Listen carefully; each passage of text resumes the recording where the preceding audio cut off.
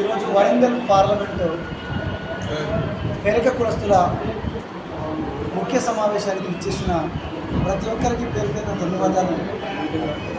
వరంగల్ పార్లమెంటులో ఉన్న పెరక కుల సోదరులందరికీ కూడా పెరక కుల కార్పొరేషన్ సాధకుడిగా నేను విజ్ఞప్తి చేస్తున్నాను.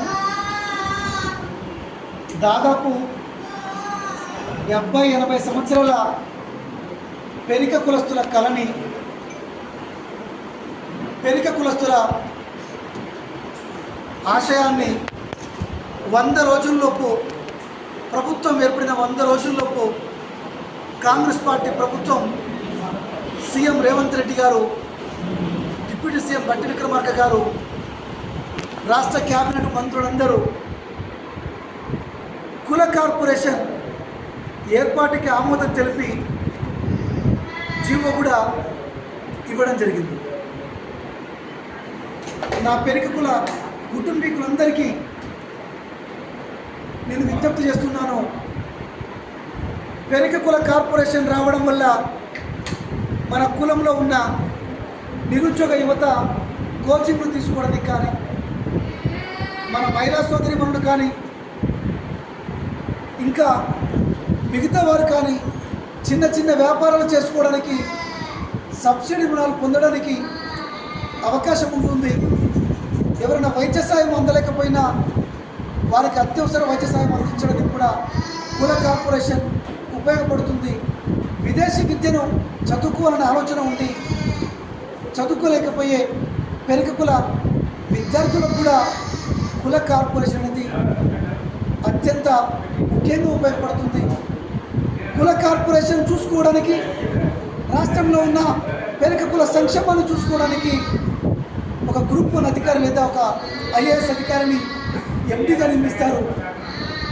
ఒక అధికారిక యంత్రాంగం అనేది మన కుల సంక్షేమం కొరకు పనిచేస్తుంది. మన కులానికి ఏ పార్టీ గుర్తించలేదు, ఏ పార్టీ కూడా ఒక కార్పొరేషన్ ఏర్పాటు చేస్తానే మాట చెప్పలేదు.